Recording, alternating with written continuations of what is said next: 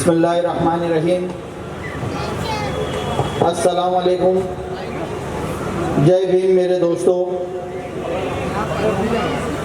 मैं कोई नेता नहीं हूँ, मैं आप ही में से एक बच्चा हूँ जिसको मौका दिया आदरणीय प्रकाश आंबेडकर जी ने कि आज हम उस लायक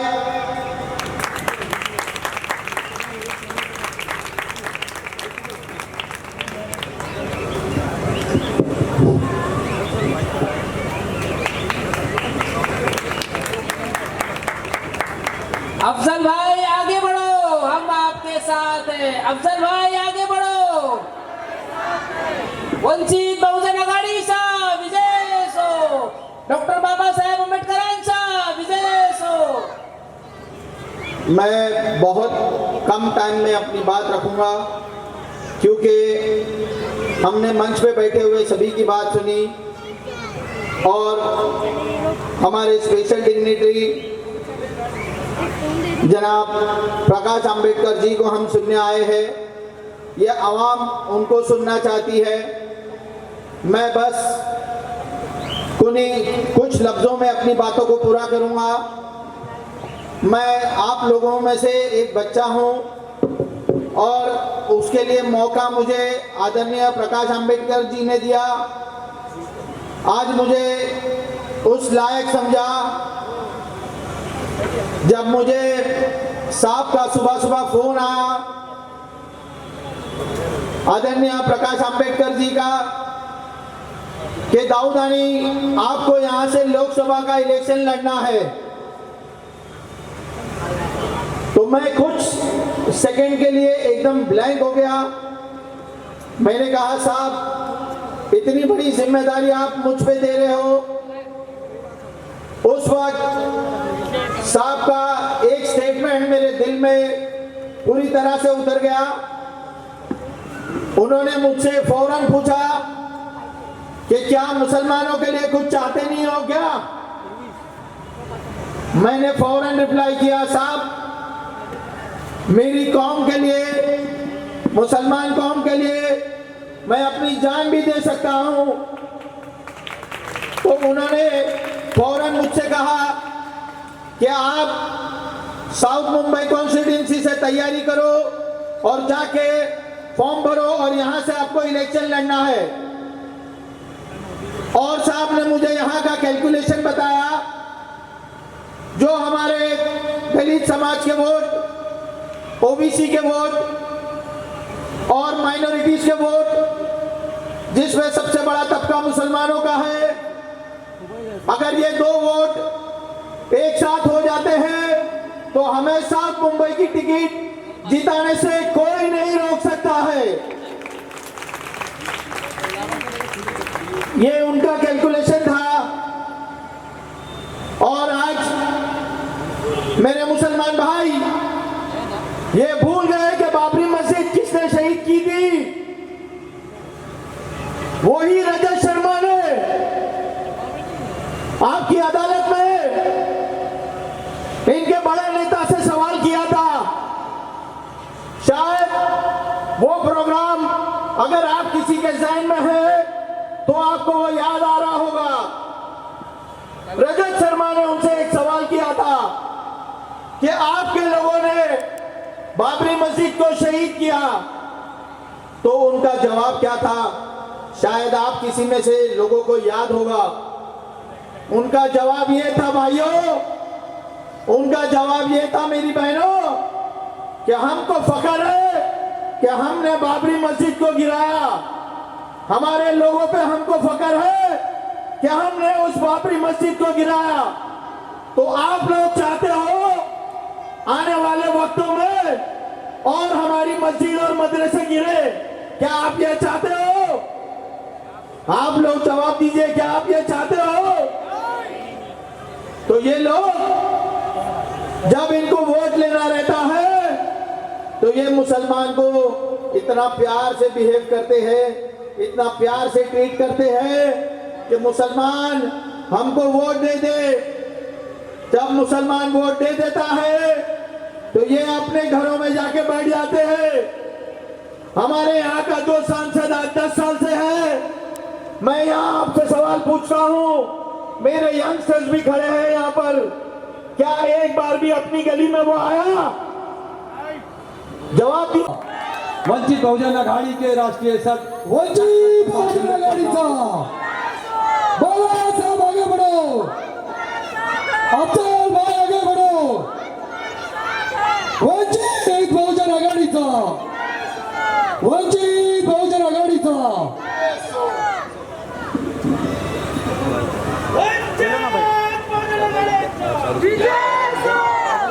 शफी भाई मर्चेंट स्टेज पे आ जाएं।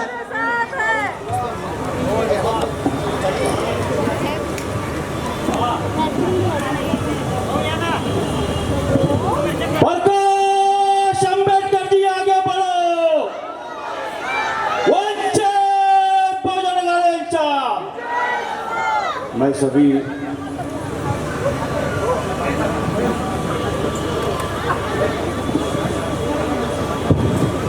क्योंकि 10 बजने में सिर्फ मेरे ख्याल से 20-25 मिनट बाकी है, मैं अपनी बात रखना चाहता हूँ। अफजल दाऊदानी के प्रचार सभा में मैं आपसे कुछ बातें करना चाहता हूँ। मुस्लिम समाज की ओर से हमेशा शिकायतें ही चलती रहती हैं। फिलहाल शिकायत ये है कि हमको कांग्रेस ने कैंडिडेट नहीं दिया, 21 राज्यों में नहीं दिया करके बता रहे हैं, लेकिन जो कैंडिडेट है उसके बारे में हम लोग बातचीत करने के लिए तैयार हैं।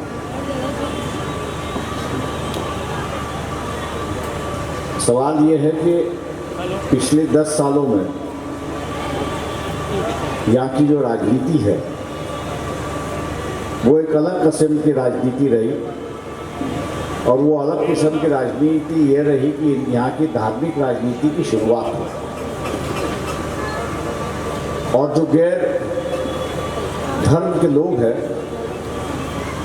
उनके साथ में ऐसे बर्ताव होने लगा कि लोग अपने आप में ही डरने लगे।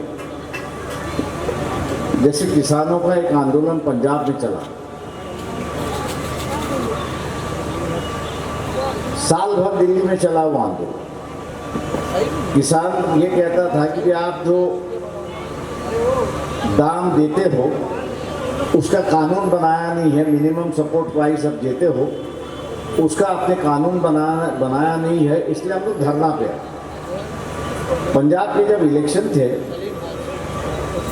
तो कुछ लोगों ने मोदी जी की कारवां जो चल रहा था वहाँ पे काले झंडे दिखाए, और काले झंडे दिखाने के बाद वहाँ से ये हुआ कि जो आंदोलन कर रहे थे उनको आतंकवादी बताया गया। दोस्तों, मतलब आप इस सरकार के खिलाफ अगर आवाज़ उठाते हो तो आप आतंकवादी। नतीजा ये हुआ कि पंजाब से जो है वो भारतीय जनता मासूम साहिल बैठ जाएगा, लहर के खौफ से मासूम साहिल बैठ जाएगा। खबर ऐसी है जिसको सुन के ये दिल बैठ जाएगा। लहर के खौफ से मासूम साहिल बैठ जाएगा। खबर ऐसी है जिसको सुन के ये दिल बैठ जाएगा। मुसलमानों, तबर्रुक की तरह गर वोट बांटोगे, मुसलमानों तबर्रुक की तरह गर वोट बांटोगे तो दिल्ली की उस गद्दी पे कातिल बैठ जाएगा, तो दिल्ली की उस गद्दी पे कातिल बैठ जाएगा। मंच पर उपस्थित आदरणीय सम्माननीय माननीय श्री बाला साहब प्रकाश अंबेडकर साहब, दक्षिण मुंबई से वंचित बहुजन आघाड़ी के हर दिल अजीज, one of the dashing personality Afzal Daudani साहब, अकाबिर उलमाए किराम, पर्दे में रहकर सुनने वाली पर्दा नशी माओ बहनों, अजीज साथियों, प्यारे बच्चों, सबको मेरा प्यार भरा आदाब और सलाम। तबीयत इस बात की इजाजत तो नहीं दे रही थी कि आज यहां पर आऊं और आप लोगों से गुफ्तगू करूं, लेकिन ये अफजल दाऊदानी की मोहब्बत थी। दो बाटली ग्लूकोज और 4 इंजेक्शन लेने के बाद यहां पर आज खड़ा हूं। सुबह जब मैं अस्पताल में था, मेरे एक अजीज जो मुंबई में रहते हैं, इसी इलाके में रहते हैं, उनका मुझे फोन आया था और उन्होंने कहा था कि सिराज साहब, हमने सुना है आज डोंगरी चारनल पे वंचित बहुजन अगाड़ी की सभा होने वाली है। मैंने कहा बिल्कुल सही सुना आपने। उन्होंने मुझसे कहा कि आप भी उस मंच पर बोलने वाले हो।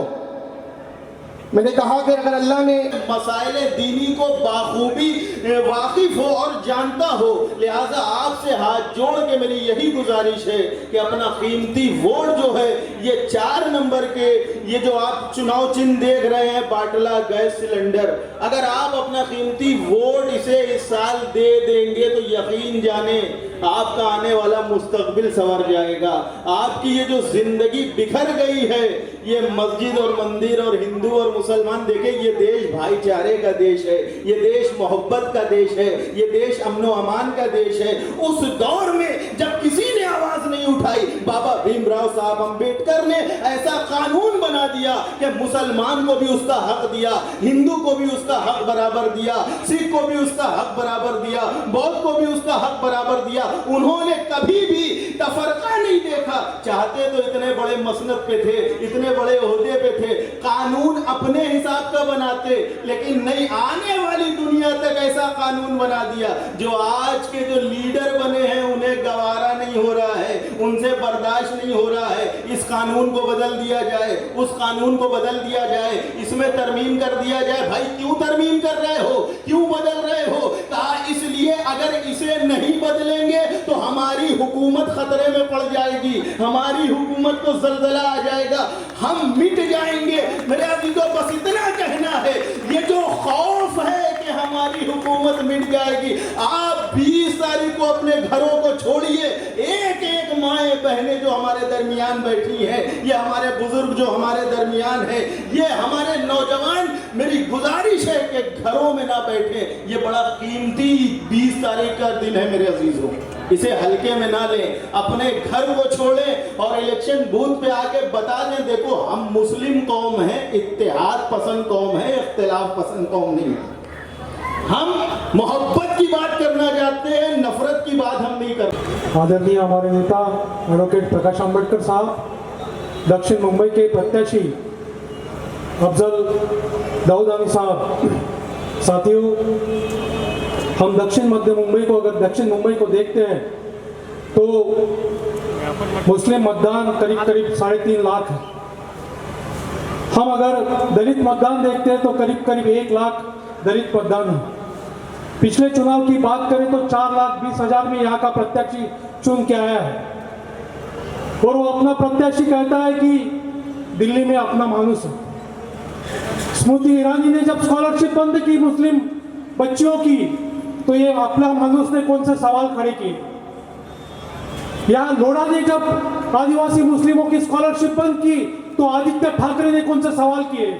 ये दोनों, अरविंद सावंत को और आदित्य ठाकरे को मैं सवाल पूछना चाहता हूं कि यहाँ की लोक संख्याओं को देखते हुए, यहाँ के मतदारों को देखते हुए विधिमंडल में और सांसद ने आपने कौन से सवाल किए? साथियों, ये बात करते हैं सेक्युलरिज्म की, ये बात करते हैं हमारे सुरक्षा की, पर अगर साहब ने अभी आपके सामने बताया कि भारत में हमारी जितनी आबादी नहीं है उससे ज्यादा आबादी हमारी जेलों में है। मुस्लिमों की आबादी 15% हम बाहर में है तो जेल में हम 33-35% है। हमारी झोपड़पट्टियों में आबादी सबसे ज्यादा है। मुंबई ये हमारी आर्थिक राजधानी है। आर्थिक राजधानी में आर्थिक विषमता अगर हम देखेंगे तो यहाँ के कुछ चंद लोग पूरी आर्थिक राजधानी को कंट्रोल किए हुए। ये मराठी भाषा की बात करते हैं। एक अजीम शख्सियत है, प्रकाश अंबेडकर साहब हमारे साथ है और साउथ मुंबई के जो एमपी कैंडिडेट है अफजल दाऊदानी के लिए डोंगरी पहुंचे हैं। सर, ये बदलाव देखने मिलेगा, आपके आने से कितना फर्क पड़ेगा? ये देखिए, हमने यही कहा है कि भैया पार्टी का जो वोट है 2 लाख वोट जो है वो 2 लाख वोट जो है अफजल दाऊदानी को के खेमे में जाएगा। अब रहा कि यहाँ के मुस्लिम समाज का जो वोट है वो अहम वोट है, ऐसा मैं मान के चलता हूँ। इस वोट पे नज़र जो है वो शिवसेना अरविंद सावंत की भी है और अफजल दाऊदानी की भी है। मैं लोगों से यही कहूँगा कि भैया अफजल दाऊदानी ये समाज का व्यक्ति है और अरविंद सावंत से पार्लियामेंट में अच्छी परिस्थिति रख सकता है, मुसलमानों की समस्या रख सकता है कि जो अरविंद सावंत कर नहीं सकता। मुसलमानों को अपनी समस्या रखने के लिए एक मौका मिला है, ऐसा मैं मान के चलता हूँ। उस मौके का उन्होंने फ़ायदा लेना चाहिए। अगर यहाँ अफजल दाऊदानी जीत के आते हैं, जो राजनीतिक दल मुसलमानों को कैंडिडेचर नहीं देते हैं वो मजबूरन कैंडिडेट देना होगा उनको, और ये बदलाव मैं समझता हूँ कि राजनीतिक दलों में काफ़ी बड़ा बदलाव होगा, ऐसा मैं मान के चलता हूँ। सर ये बताइए, अभी ये इंडिया अलायंस के साथ में आप पहले थे और आज अभी अकेले, मतलब देखिए इंडिया अलायंस के साथ पे जो है वो हम लोग ने जो कंडीशन रखी थी, कंडीशन नहीं कहूँगा लेकिन बात रखी थी कि हम लोग सेक्युलर वोट पर जीतेंगे और सेक्युलर वोट पर जीतने से जो है उसको आश्वासन करेंगे कि भाई 5 साल तक हम लोग बीजेपी के साथ में नहीं जाएंगे। आज वही मुद्दा मैं समझता हूँ कि मुस्लिम समाज के कुछ संगठन उठा रहे हैं और सवाल कर रहे हैं उद्धव ठाकरे शिवसेना से कि भैया आप हमारी वोट तो मुसलमानों के वोट तो मांगते हो, लेकिन क्या जीतने के बाद आप भारतीय जनता पार्टी के साथ नहीं जाओगे, इसकी गारंटी क्या है? वो लिखित गारंटी मांग रहे हैं। लेकिन जहाँ तक हम लोग की जानकारी है उस वक्त भी जब हम लोग ने उठाया था तो उन्होंने कहा था कि हम लोग लिखित नहीं देंगे। जो बैठक में उनकी भूमिका थी वो आज भी भूमिका दिखाई देती है कि वो लिखित देने के लिए तैयार नहीं है।